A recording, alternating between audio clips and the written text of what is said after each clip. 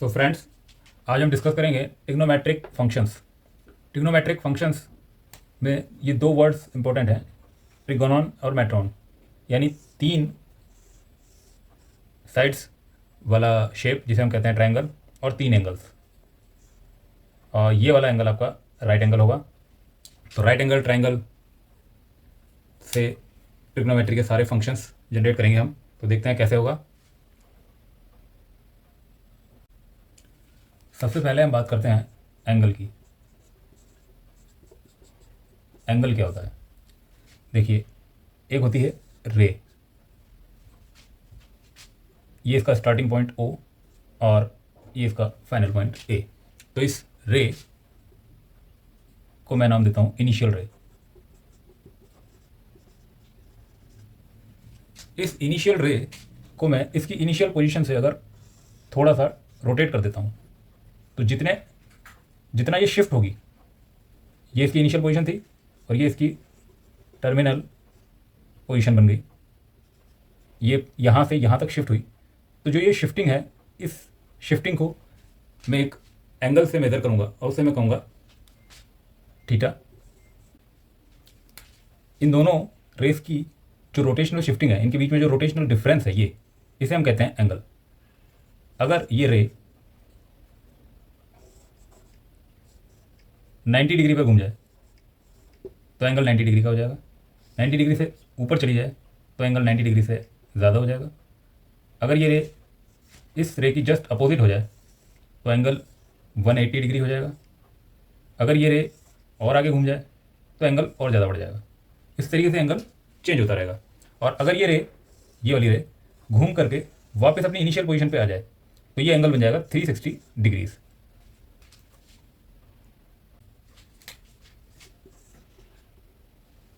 अगर ये रे एंटी क्लॉकवाइज, यानी घड़ी की विपरीत दिशा में एंटी क्लॉकवाइज अगर घूम रही है, तो हम इस एंगल को कहेंगे पॉजिटिव एंगल। और अगर ये रे क्लॉकवाइज डायरेक्शन में घूम रही है, ऐसे रोटेशन जो है वो एंटी क्लॉकवाइज है, एंटी क्लॉकवाइज होगा तो पॉजिटिव एंगल कहेंगे, और अगर क्लॉकवाइज डायरेक्शन में ऐसे है तो हम इसे नेगेटिव एंगल कहेंगे। यानी एक कोई रे बनाई हमने, वो रे से 60 डिग्री का एंगल अगर क्लॉकवाइज डायरेक्शन में बनता है, तो ये जो 60 डिग्री का एंगल है, ये पॉजिटिव 60 डिग्री का एंगल होगा। और अगर इस रे से यही क्लॉकवाइज डायरेक्शन में बनेगा तो हम इसे कहेंगे -60 डिग्री, ये एंगल नेगेटिव होगा। जब ये रे पूरा कंप्लीट 360 डिग्री घूम जाती है तो एक सर्कल बन जाता है। ये सेंटर हो गया तो ये रेडियस हो गई। पूरा 360 डिग्री अगर घूम गई तो एक सर्कल बन गया, यानी एक पूरा कंप्लीट रिवोल्यूशन इसने किया तो एंगल बना 360 डिग्री। अगर हम इस 360 डिग्री के 360 हिस्से कर दें, यानी इसको 360 से डिवाइड कर दें, तो जो वैल्यू आएगी वो बनेगी 1 डिग्री।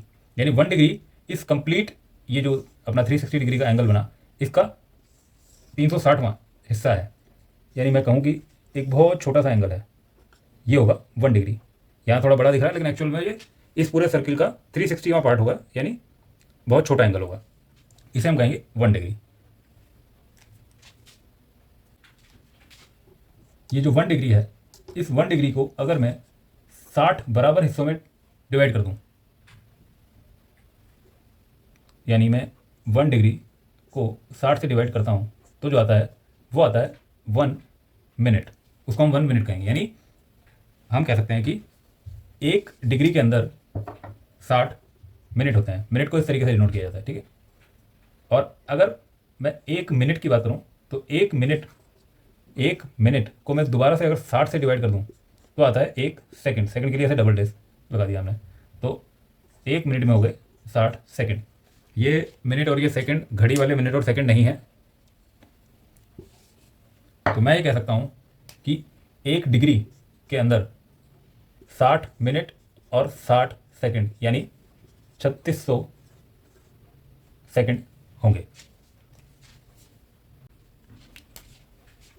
Angle in radian. अभी तक हम डिग्री में एंगल क्या होता है, क्या उसकी मेजरमेंट होती है, वो देख रहे थे। अब हम बात कर रहे हैं एंगल रेडियन में क्या है, एंगल की मेजरमेंट रेडियन में किस तरह से होती है। देखिए, एक रे है और एक दूसरी रे है, इन दोनों रेस के बीच में एक मैं ये जो बना ये एक आर्क बन गया। अगर मैं इसको कंप्लीट ड्रॉ कर दूं तो ये एक सर्किल बन जाएगा। ठीक है, इस सर्किल का ये एक पार्ट है, ये आर्क। अगर ये एंगल थीटा है और इस सर्किल का ये सेंटर हो गया और ये रेडियस हो गई, तो रेडियस को अगर मैं स्मॉल आर से डिनोट कर दूं और इस आर्क की जो लेंथ है उसे मैं एल से डिनोट कर दूं, तो थीटा एल और आर इनमें एक रिलेशन बनता है कि theta equal to L by R. और ये जो एल बाय आर वैल्यू जो हमें मिलेगी ये डिग्री में नहीं मिलेगी, ये मिलेगी हमें रेडियन में। यानी आपको रेडियस दी हो, आर्क दिया हो, तो आप एल बाय आर करेंगे तो जो एंगल आएगा, एंगल थीटा ही होगा, वो एंगल रेडियन में होगा। तो अगर मैं ये कहूँ कि एक मेरे पास सर्किल है, उस सर्किल की रेडियस है यूनिट यानी 1। अब ये 1 कुछ भी हो सकता है, 1 mm, 1 सेंटीमीटर, 1 मीटर, कुछ भी। तो ये यूनिट रेडियस वाला सेंटर है, यूनिट रेडियस वाला एक सर्किल है और इसको हम कहेंगे यूनिट सर्किल। तो इस यूनिट रेडियस वाले सर्किल पर मैं एक ऐसा आर्क बनाता हूँ जिसकी लेंथ भी यूनिट हो, यानी जितना ये है उतना ही लेंथ वाला मैं एक आर्क ड्रॉ करता हूँ। तो ये जो एंगल बनेगा ये होगा 1 रेडियन, क्योंकि ये है लेंथ एल, ये है रेडियस आर, दोनों यूनिट है।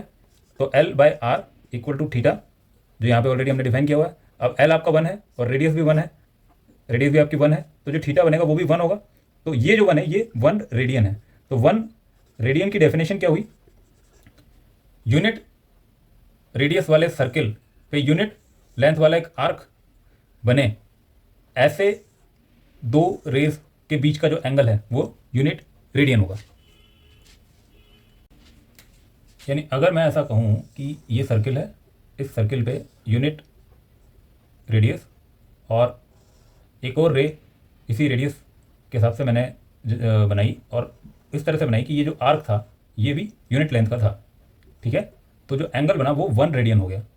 ठीक है, सिमिलर वे में जैसे हमने एंगल के केस में समझा था, मैं ये सर्किल इस तरह से बनाता हूँ, यूनिट रेडियस और ये यूनिट लेंथ वाला आर्क। तो ये जो एंगल बनेगा ये -1 रेडियन होगा। क्यों? यहाँ पे direction of rotation anti clockwise है तो पॉजिटिव रेडियन बन गया, पॉजिटिव 1 रेडियन। और यहाँ पर direction of rotation anti clockwise, sorry ये क्लॉकवाइज है, ये आपकी एंटी क्लॉकवाइज है। तो एंटी क्लॉकवाइज में पॉजिटिव बन गया और क्लॉकवाइज में आपका नेगेटिव बन गया। इसी तरीके से एक सर्किल में ड्रॉ करूँ और इस सर्किल में ये मेरा यूनिट रेडियस, और इस बार मैंने जो आर्क का लेंथ लिया है वो मैंने लिया है 1/2। सपोज अगर ये 1 मीटर था तो मैंने ये लिया 1.5 कर देते हैं इसको, 1.5 मीटर का आर्क लेंथ लिया। तो यहाँ पे जो एंगल बनेगा वो कितना हो जाएगा? 1.5 रेडियन हो जाएगा। क्यों? क्योंकि आर्क का length divided by radius equal to angle in radian. Arc का लेंथ 1.5 मीटर और रेडियस 1 मीटर, तो ये बन गया 1.5 रेडियन।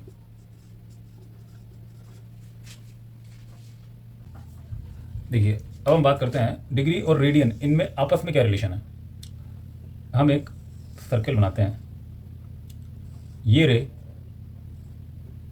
जब कंप्लीट सर्किल बना लेती है यानी अपनी इनिशियल पोजीशन पे पहुंच जाती है, तो जो एंगल बनता है वो डिग्री में वो कितना होता है? 360 डिग्री। जब कंप्लीट एक सर्किल पूरा कर लेगी तो 360 डिग्री का एंगल बन जाएगा। और सिमिलर इसी सर्किल के अंदर ये रे जब घूम करके वापस अपनी इनिशियल पोजीशन पे पहुंच जाएगी तो ये कंप्लीट जितना इस सर्किल की जो परिधि है उतना आर्क बन जाएगा। यानी रेडियन में जब हम एंगल निकालते हैं तो वो क्या होता है? आर्क की लेंथ डिवाइडेड बाय रेडियस। अब कंप्लीट जब ये अपनी इस पोजीशन से चल के वापस यहीं पहुंच रही है तो आर्क की लेंथ कितनी हो गई? 2πr और रेडियस कितना है? r, यानी टोटल एंगल कितना बनेगा? 2π। तो क्या समझ में आया कि 360 डिग्री वो इक्विवेलेंट है 2π रेडियन के। ये 2π रेडियन हो गया।